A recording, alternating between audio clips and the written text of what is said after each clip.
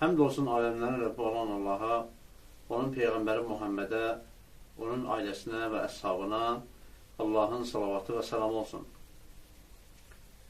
Dəyərli qardaş və bacılar, bugün inşallah sizə Peyğəmbərimizin sallallahu aleyhi və səlləmin dəyərli bir tövsiyəsi haqqında məlumat vermək istərdim.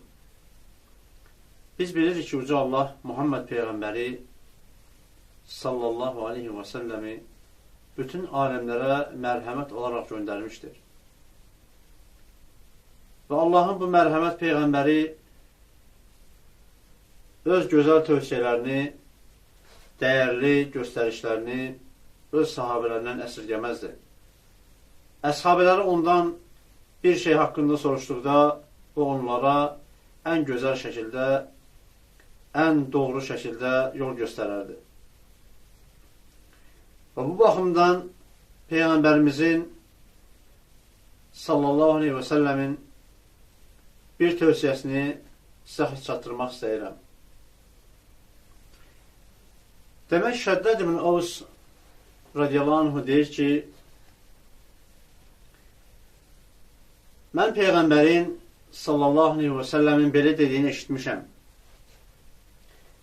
İnsanlar qızıl və gümüşü xəzinə edəndə siz bu sözləri xəzinə edin. Allahım, səndən məni işlərimdə sabit qədəm və doğru əməldə əzimkar etməyini diləyirəm.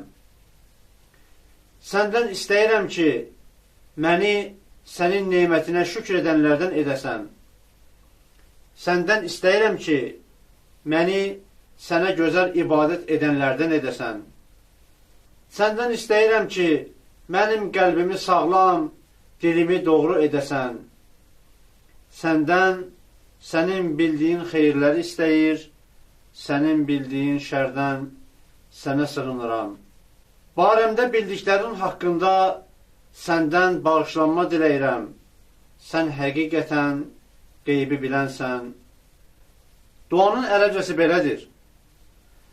Allahumma inni əs'aluka thəbətə fil əmr vəl-azimətə aləl-rüşd və əs'aluka şükra ni'mətikə və husnə ibadətikə və əs'aluka qalbən səlimən və lisanən sadiqan və əs'aluka min xeyri mə ta'ləm və ə'udhu bikə min şərri mə ta'ləm və əstəğfirkə limə ta'ləm innəkə əntə allamul ğuyub.